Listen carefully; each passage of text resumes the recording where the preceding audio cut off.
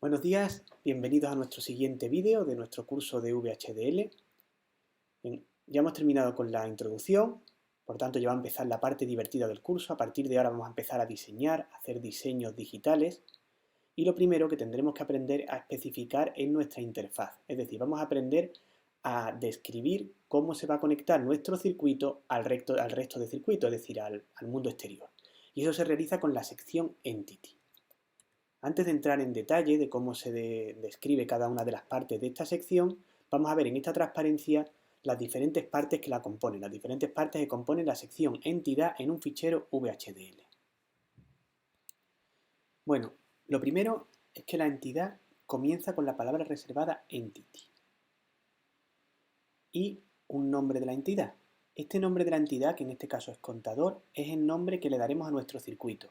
Y si queremos posteriormente utilizar este circuito desde un bloque de jerarquía superior, lo llamaremos con este nombre, con contador. Y para terminar, escribiremos end el nombre del circuito, el nombre de la entidad. Dentro de la entidad tenemos dos partes. Una parte es la declaración de los generics y la otra la declaración de los puertos. Comenzaremos con la segunda de ellas. Como ya vimos en vídeos anteriores, los puertos se corresponden con las entradas y salidas del circuito. Por ejemplo, en este caso tendríamos un puerto, vamos a recorrer un poco la sintaxis, que se denomina CLK, es una entrada y tiene este tipo de datos, Standard Logic. Otra entrada Reset, otra entrada Enable y una salida cuenta que en nuestro caso tiene un ancho, es un bus con un ancho determinado, en este caso es n bits de ancho, es decir, nuestro contador hemos definido ya exactamente cómo es su interfaz. Tendrá una salida que se denomina cuenta de ancho n bits.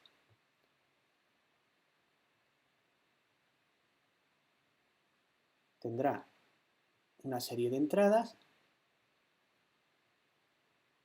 que denominamos CLK, Reset y Enable. Y en esta definición no solo hemos dicho si son entradas o salidas, sino además qué tipo de datos codifica esa entrada o esa salida. Recordad siempre que en electrónica digital las señales tienen direccionalidad, es decir, son salidas de puerta lógica o entradas de puerta lógica. Por tanto, por eso es tan importante definir la direccionalidad. Bien, el otro campo que tendremos que definir en la entidad es el campo de generics. Generics es un poco más complicado entender qué significa. Y los generics serían constantes que podemos definir o podemos parametrizar en el momento en el que nosotros vayamos a utilizar este contador. Por ejemplo, en este caso nosotros hemos definido un generics a lo que hemos llamado n, que es un entero. Y esta n se ha utilizado posteriormente en la arquitectura y en el resto de la declaración de la entidad como un parámetro, de forma que en nuestro caso la n nos define el ancho del bus de salida cuenta. De forma que una vez que hayamos definido nuestro contador, podremos utilizarlo con diferentes anchos. Es decir, si por ejemplo queremos utilizar nuestro contador para contar dígitos y nos basta con 4 bits, pues podemos llamar nuestro contador como un componente y declararlo de forma que a la salida tenga 4 bits, configurando nuestro componente con una n igual a 4. O bien, si queremos contar hasta 1000 porque necesitamos una temporización concreta para un circuito, pues podemos llamar nuestro contador y a la cuenta de salida le pondríamos un 10, dándole un valor 10 concreto en el momento en el que vamos a utilizar nuestro bloque, en el momento que lo instanciamos. Es algo que veremos en un par de vídeos.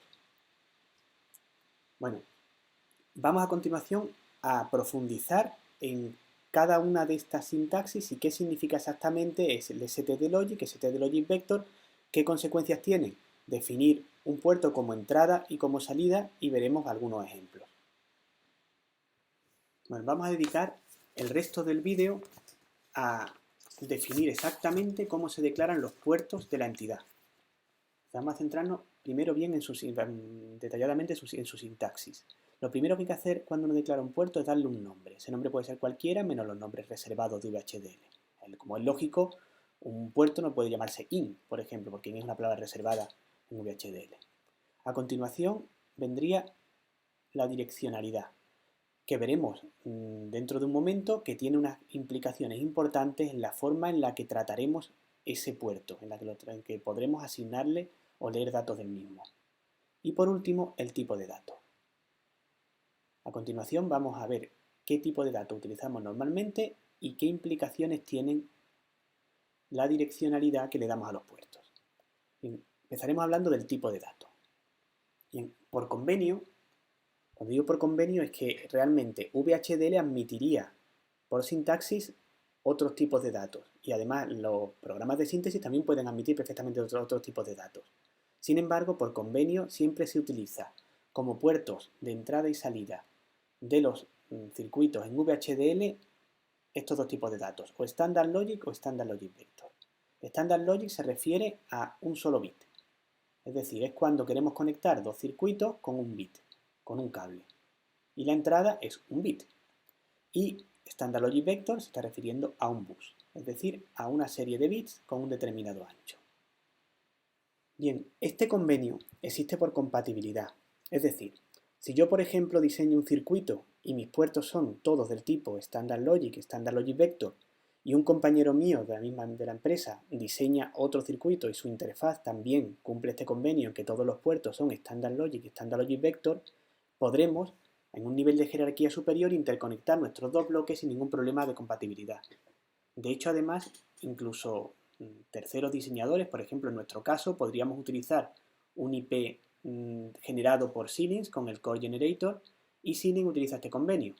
Es decir, podemos conectarnos sin problemas de compatibilidad con una FFT o con una memoria o con algún otro bloque que no hayamos diseñado nosotros, sino que lo hayamos adquirido. Bien, para terminar con respecto al Standard Logic Vector, es muy importante, bueno, importante no, es completamente necesario definir su tamaño, es decir, este bus tendrá un determinado ancho, un determinado número de cables, número de bits, y eso tendremos que definirlo con esta sintaxis. Es decir, por ejemplo, en este caso, tenemos un bus de salida que se denomina cuenta de salida, es un stdlogic vector y tiene 8 bits de ancho. Los 8 bits se especifican de esta manera, como 7 down to 0, es decir, hay 8 bits numerados desde el 7 hasta el 0. O bien se podrían especificar como 0 to 7. Ambas sintaxis son perfectamente válidas. Lo que sí es importante es que una vez que comencéis a utilizar una de estas sintaxis no cambiéis. Es decir, en vuestro proyecto vais a utilizar siempre o down to o to. No es bueno mezclarlas porque podríamos provocar un problema al interconectar unos buses con otros. En nuestro caso, como guía de estilo, vamos a forzar que el proyecto de la asignatura lo diseñéis con esta sintaxis para especificar los buses. A mí me resulta más intuitiva. ¿Vale? ¿Por qué me resulta más intuitiva? Bueno, porque cuando en un bus, por ejemplo, en este caso cuenta, lo hemos definido como 7 down to 0, cuenta 7 se refiere al bit más significativo del bus y cuenta 0 se refiere al bit menos significativo. Y para mí eso es una forma más intuitiva de referirme a los bits. Si lo hubiéramos definido como 0 to 7, cuenta 0 sería el bit más significativo y cuenta 7 el menos significativo. Bien, ya para terminar con respecto a los Standard Logic Vector, veremos la sintaxis en que necesitaremos para asignarle valores.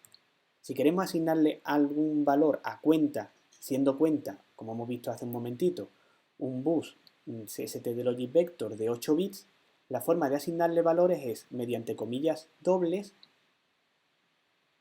escribimos directamente los 8 bits que pretendemos asignarle y se lo asignamos mediante, como vimos en el vídeo anterior, la sintaxis de una asignación, ¿vale? Que era ese menor igual. Bien, otra cosa importante que tenemos que aprender de los buses es que es posible referirnos solamente a un valor. Por ejemplo, nosotros podríamos querer cambiar solo el bit más significativo de cuenta a 1, dejando el resto de los 7 bits restantes a su valor, al valor que tuviera originalmente. Eso podemos hacerlo de esta forma. Podemos referirnos al bit 7 y asignarle un solo bit, en este caso con comillas simples, ya que estamos asignando valores de un solo bit, un std logic.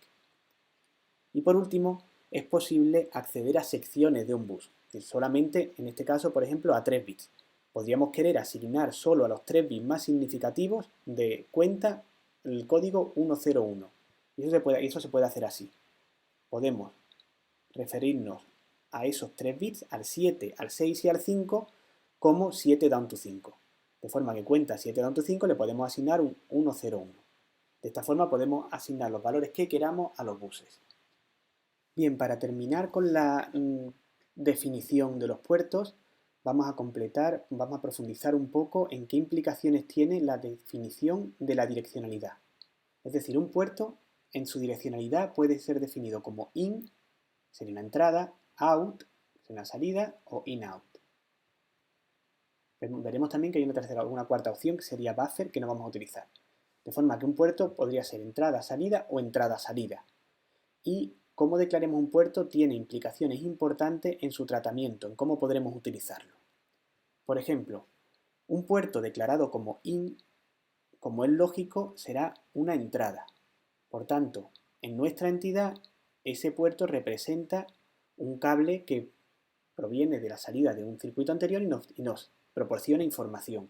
Y como es lógico, una vez sintetizado por el programa de síntesis, terminará en la entrada de alguna puerta lógica, la que sea, para terminar implementando una funcionalidad escrita en nuestro fichero VHDL. Bien, ¿cuál es la implicación que tiene en su uso el hecho de que un puerto sea entrada? Tendremos una importante limitación. Esa limitación es que un puerto de entrada solo se puede leer. Es decir, solo es posible leer el puerto, no es posible escribir en él, no es posible asignarle nada. Eso es bastante lógico, veremos dentro de un momentito por qué, pero antes quiero dejar bastante claro qué significa eso, de que solo se puede leer y que no es posible escribir en él. Supongamos que estamos escribiendo un circuito como este ejemplo, donde hemos declarado una serie de puertos. Hemos declarado, por ejemplo, en este caso, dos puertos que he llamado A-in y B-in, que son dos puertos de entrada de 3 bits de ancho. Y son en Standard Logic Vector, 2 down to 0, declarados como entrada. Y también he declarado dos puertos como salida, que son Cout y Dout. Bien, yo necesitaré después, dentro de la arquitectura, utilizar esos puertos adecuadamente para declarar cualquier funcionalidad. Bien, imaginar, por ejemplo, que dentro de la funcionalidad yo escribo algún tipo de orden como esta. A in le asigno un 0, 1, 0. Y como es una entrada y le estoy intentando asignar un determinado valor, esto produciría un error. Es decir, como dijimos antes, las entradas solo se pueden leer, no se les puede asignar nada. Por tanto, si intentamos asignarle algo, esto producirá un error de sintaxis.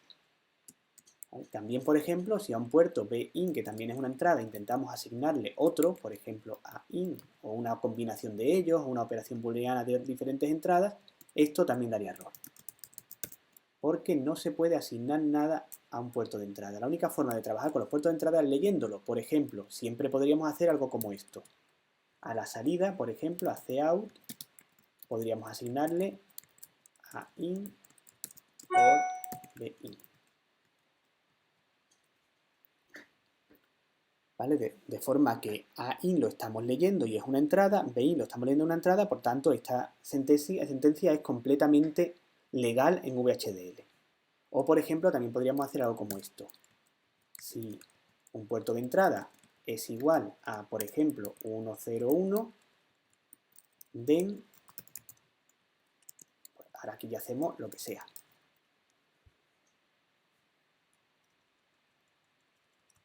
¿De acuerdo? Pero ¿cuál era la razón por la que no se puede asignar nada a un puerto de entrada? En principio, la razón es bastante clara y de hecho podría ser incluso peligroso para el circuito si la sintaxis de VHD nos permitiera hacer eso. Bien, imaginad que tenemos un puerto de un circuito, por ejemplo, llamado A y lo hemos declarado como entrada.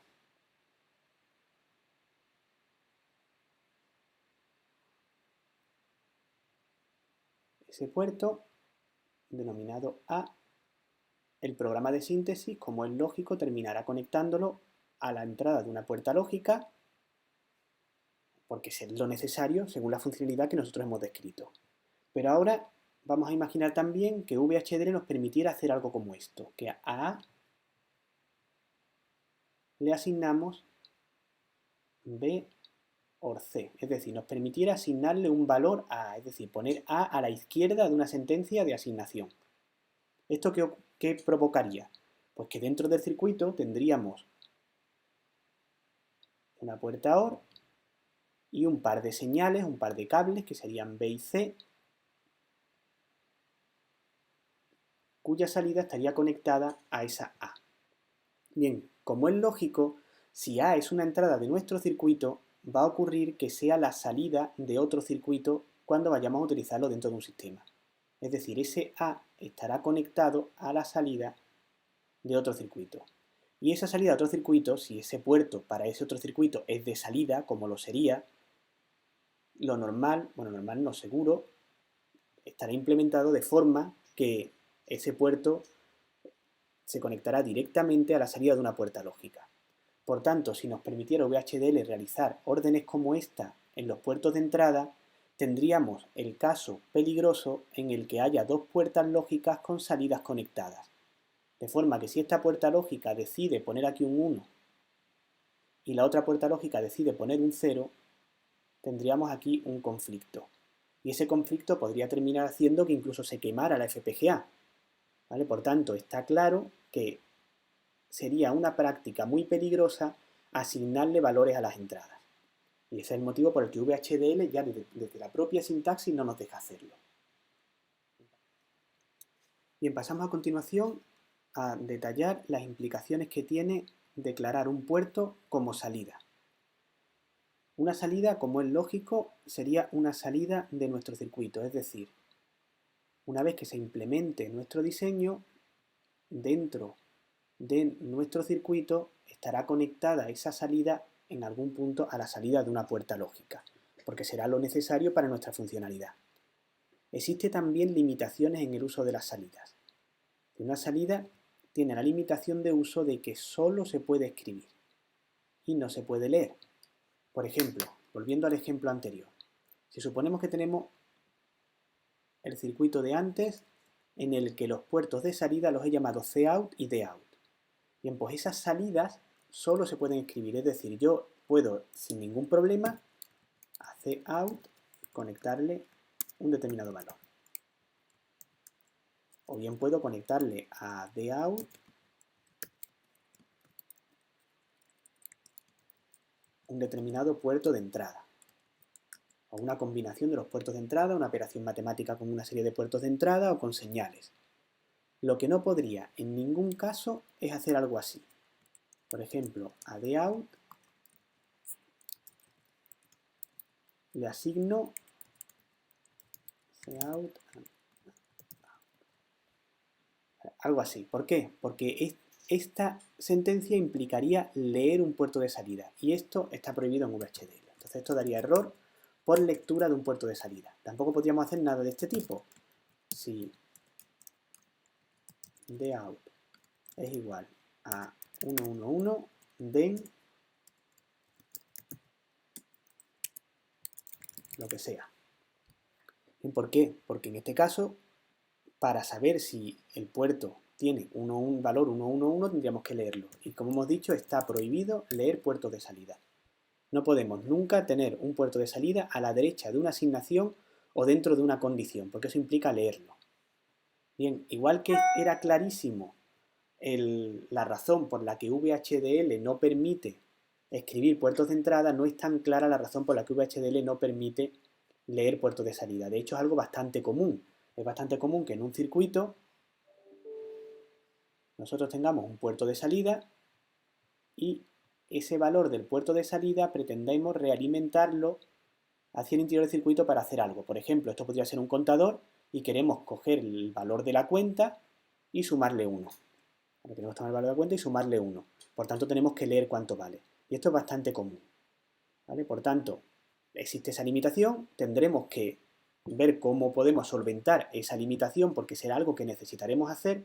Y los diseñadores de VHDL eran perfectamente conscientes de que esa necesidad existía, es decir, tener salida realimentadas, y para ello declararon o definieron un tipo de direccionalidad que es lo que se denomina buffer. Buffer sería una salida que se puede leer y escribir, es decir, una salida buffer sería una salida tal que como salida estaría conectado a alguna puerta lógica, la salida de alguna puerta lógica, pero además que ese valor se realimenta y se hace algo con él. ¿Vale? El código lo lee para realizar cualquier funcionalidad. Entonces, si tuviéramos una salida de este tipo, podríamos definirla como tipo buffer. Sin embargo, existe un problema. Varios software de diseño han utilizado la palabra buffer para referirse a otra cosa. Para referirse, por ejemplo, a un buffer de reloj, a un circuito concreto que se encarga de repetir la señal de reloj con más capacidad de fan-out. Y eso puede hacer que exista conflicto entre la declaración de los puertos y una serie de palabras reservadas que está utilizando el software de diseño. Eso es algo, por ejemplo, que ocurre en el software de diseño que nosotros vamos a utilizar. Por esta razón, nosotros no utilizaremos nunca esta direccionalidad. No utilizaremos nunca buffer. Es decir, si para nosotros una salida es una salida, será out. Y si queremos leer esa salida, tendremos que utilizar un pequeño truco que vamos a ver dentro de poco en este mismo vídeo al finalizar. Bueno, y ya para terminar, veremos la tercera posibilidad dentro de la direccionalidad de un puerto, que sería in-out. Bien, los puertos in-out no tienen limitaciones en su uso, es decir, se pueden leer y escribir sin ningún problema. Y por tanto podría existir la tentación de yo voy a declarar todos los puertos como in-out y no me voy a preocupar si VHDL no me permite escribirlo o leerlo, sino que voy a hacer lo que necesite. Bien, eso no debéis hacerlo nunca, ya que si un puerto es entrada, si es salida, y es importante indicarle al programa de síntesis que tiene una tarea bastante complicada, que es sacar un circuito a partir de vuestra descripción exactamente la funcionalidad del puerto. Si nosotros declaramos un puerto como in-out es porque es entrada y salida, es decir, es un puerto que va a funcionar simultáneamente como entrada y como salida. Sería un puerto dentro de un circuito donde la información puede salir de ese puerto porque nosotros estemos generando algo que el mundo exterior va a leer, o donde desde el exterior se va a poder imponer un valor y ese valor se leería como información de entrada para mi circuito. Es decir, un in-out debe de funcionar simultáneamente como entrada y como salida. Y eso en electrónica digital normalmente se realiza mediante un bus bidireccional al que accedemos mediante puertas triestado. Voy a explicar que, aunque no sea objetivo de esta asignatura, cómo funcionan esos buses triestados para que seáis capaces de reconocerlo y saber cuándo exactamente tenéis que definir un puerto de un circuito en VHDL como in-out. Bien, ¿qué es un bus bidireccional? Un bus bidireccional, o un bus triestado bidireccional, en electrónica normalmente estará implementado mediante un cable o un conjunto de cables que estará terminado en una resistencia conectada a alimentación. Esta resistencia se denomina resistencia de pull-up. También existe resistencia de pull-down, que funciona exactamente igual, pero conectando el bus a tierra. Bien, a ese bus se pueden conectar diferentes dispositivos y cada uno de ellos será un módulo VHDL que nosotros habremos diseñado. Por ejemplo, tendríamos el circuito 1 y el circuito 2. Y ese circuito que pretende utilizar la información de ese bus de forma bidireccional estará conectado al bus mediante lo que se denomina una puerta triestado. Esa puerta triestado permite poner, como su nombre indica, 3 estados a su salida. Es decir, a su salida puede poner un 1, un 0 o un tercer estado que sería lo que se denomina en VHDL una Z. ¿Vale? Y donde la Z significa alta impedancia. Alta impedancia no es más que una forma un poco repelente de decir desconectado. Es decir, cuando nosotros asignemos a ese puerto el valor Z, estamos desconectando nuestra salida del puerto. De forma que si mediante las puertas triestado todos los circuitos que estén conectados a ese bus han asignado una Z, es decir, todos los circuitos están desconectados o todos están en alta impedancia, lo que va a haber en el bus, en el cable, es un 1. ¿Por qué? Porque hay una resistencia de pull-up que nos lleva esa tensión a la tensión de alimentación, que siempre será interpretado como un 1 lógico. Sin embargo, si el circuito 1, este circuito de aquí, por ejemplo el circuito 2, si el circuito 1 toma el control del bus, va mediante esta puerta triestado a poner aquí un 1 o un 0. Si pone un 1 no hay ningún problema, porque él mismo pone un 1 y en la puerta triestado y la resistencia pull-up también pone un 1, de forma que claramente habrá un 1. Y si decide escribir o asignar un 0 a su salida, el fan-out de esta puerta triestado, es decir, la capacidad de dar corriente de esta puerta triestado es mucho mayor que la que tiene la resistencia de pull-up. De forma que si esta puerta dice que hay un 0, habrá un 0. Hay un 0 cayendo la tensión necesaria en esta resistencia de pull-up. Bien, de esta forma es posible que cualquiera de los circuitos que estén conectados al bus tome el control del bus. Habrá algún otro circuito que se encargue de dar el control a los diferentes circuitos.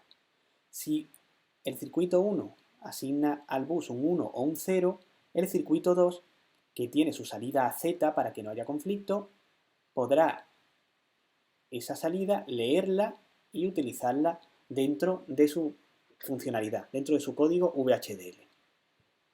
Simultáneamente o análogamente, si es al contrario, que el circuito 2 toma el control del bus, el circuito 1 podrá leer lo que hay y utilizar el valor. Estos buses triestados bidireccionales son muy utilizados para poder conectar diferentes dispositivos y que compartan información entre sí. Bien, cuando es esto lo que vais buscando, una puerta triestado a la salida que se conecte a un tipo de este bus, a un tipo de bus de este tipo, este puerto será un puerto del tipo in-out. En caso contrario, si solamente queréis escribir en el puerto, es decir, si vosotros quisierais conectaros mediante una puerta triestado también a ese bus mediante el circuito 3, pero el circuito 3 nunca va a leer lo que hay en el bus, es decir, siempre va a escribir, este puerto sería out, porque nosotros nunca vamos a utilizar esto como entrada. ¿De acuerdo? Bien, entonces, en resumen, in-out sería un puerto triestado que permite escribir 0, 1 o Z y además con el que nosotros pretendemos en algún momento leer la información del bus. Es importante que no utilicéis in-out alegremente, porque los puertos triestados en las FPGA están conectados a los pads de salida, no están conectados a la parte programable de la FPGA interna, no existe dentro de los bloques lógicos. Por tanto, estos in-out solo podrán estar asignados a puertos que terminen siendo salida del circuito, salida del sistema. Bien, para terminar con este apartado vamos a ver un pequeño ejemplo. Supongamos que hemos escrito un código VHDL y nuestro sintetizador ha decidido inferir el circuito que vemos en esta transparencia. Vamos a deducir, viendo el dibujo del circuito implementado, cómo habíamos nosotros previamente declarado la direccionalidad de los diferentes puertos A, B, C, D, W, X y Z. Bien, en principio, los puertos que hay a la izquierda, A, B, C y D, si os fijáis, van todos a entradas de puertas lógicas. Es decir, es una información que viene del mundo exterior y nosotros en todo momento en el código VHDL la habremos leído, pero nunca habremos escrito nada en ella. Por tanto, claramente todos esos puertos estarán declarados como entrada. Por otro lado, el puerto W, este puerto de aquí, está conectado a la salida de una puerta lógica y lo que habremos hecho nosotros en algún momento dentro del código es describir una funcionalidad que implique que la salida W es el AND del puerto de entrada A y del puerto de entrada B. ¿De acuerdo? De forma que la W claramente fue declarada como out. Por otro lado, el puerto X está conectado a una puerta triestado. Y además el valor de esa puerta triestado es realimentado al interior del circuito para hacer algo con él cuando algún otro circuito haya tomado control del bus. Es decir, este seguro que está conectado a un cable largo dentro del circuito, dentro del sistema, con su resistencia de pull-up al que habrá conectado otra serie de dispositivos. De forma que cuando otro dispositivo tome el control del bus, nosotros leeremos la información y cuando queramos tomar el control del bus, si os fijáis, la forma de activar la puerta triestado será mediante la entrada A. De forma que la entrada A tiene, ya podemos averiguar por la implementación que sería el enable de esta puerta triestado. Y por último estaría el puerto Z. Este puerto claramente es una salida. Sin embargo, si nos fijamos detenidamente en el circuito implementado, esa salida es realimentada y utilizada posteriormente por el circuito para hacer algo, para hacer lo que sea. Por tanto, este puerto debía de haber sido definido como buffer. Como sabemos, nuestro software no nos permite utilizar la direccionalidad buffer, por tanto no podemos poner buffer y en nuestro caso este puerto será declarado como salida. Como hemos visto anteriormente, si es una salida no podríamos leerla, entonces ahora es el momento en el que os voy a explicar el truquito o el pequeño truco que necesitamos para poder leer la salida. Bien, si nosotros queremos implementar algo así, tendremos que declarar internamente una señal. Una señal es un cable, en este caso lo he llamado zint. Ese cable, al ser simplemente una signal, no tiene restricciones en su uso. Podremos escribirlo, podremos leerlo, podremos hacer lo que queramos con él, siempre que nosotros mismos no incurramos en ningún conflicto.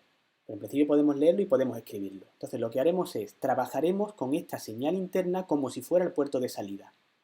Y nos olvidaremos que existe el puerto de salida y describiremos en VHDL toda la funcionalidad, pero en lugar de utilizar Z, utilizamos zint. Y cuando ya hayamos terminado de escribir toda nuestra funcionalidad, a la salida Z le asignaremos esa señal interna zint. De forma que a la salida en sí nunca la hemos leído, solo le hemos asignado un valor. Vale, voy a repetir esto con el ejemplo que vimos anteriormente porque es importante que os quede claro. Supongamos, por ejemplo, en el ejemplo que hemos utilizado el resto del vídeo, que al puerto de salida de out nosotros, aparte de asignarle un determinado valor en un momento determinado, necesitamos saber el valor que tiene para hacer algo con él. Y si ese fuera el caso, como sabemos que no podemos leer el puerto de salida, declararemos una señal interna.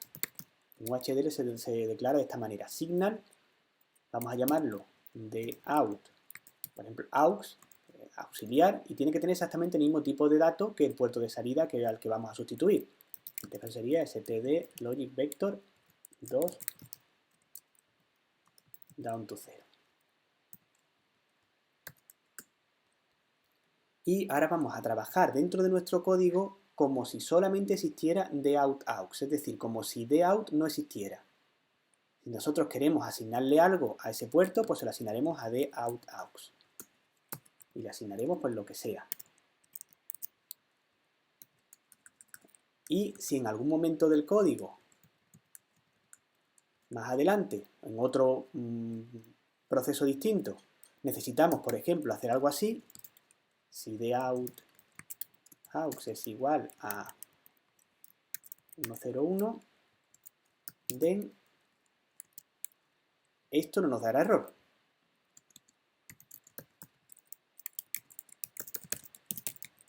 No da error, ¿por qué? Pues porque dout-aux es una signal y las señales son cables que no tienen direccionalidad y por tanto podemos utilizarlo a nuestro antojo.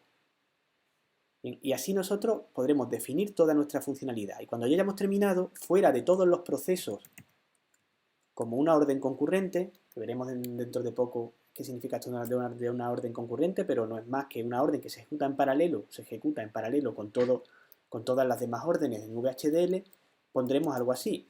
A el puerto de salida le asignamos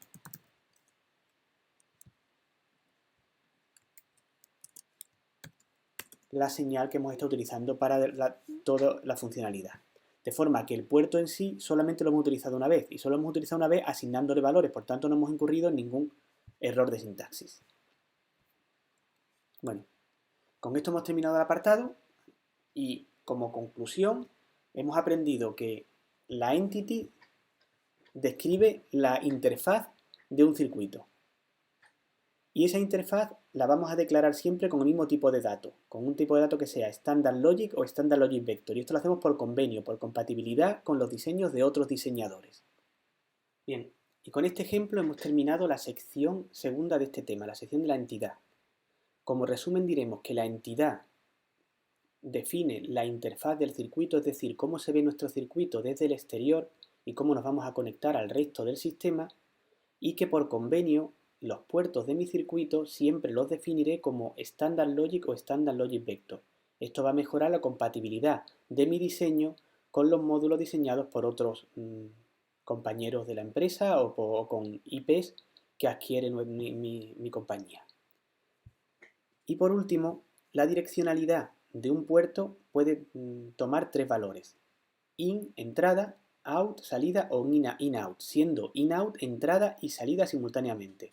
Si el puerto es de entrada, solo podremos leerlo y no podremos asignarle ningún valor porque sería peligroso por la propia integridad de la FPGA.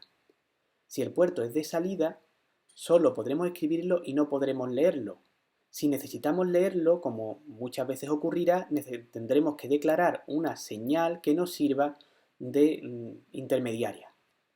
Y por último, si estamos conectándonos a un bus bidireccional, declararemos la señal como in-out, de forma que se implementará una puerta triestado a la salida de la FPGA con la que podremos asignar a la salida una Z cuando no tengamos el control del bus y pondremos un 1 o un 0 cuando pretendemos asignar un 1 o un 0 al bus. Y con esto hemos terminado este vídeo y nos vemos en el siguiente vídeo.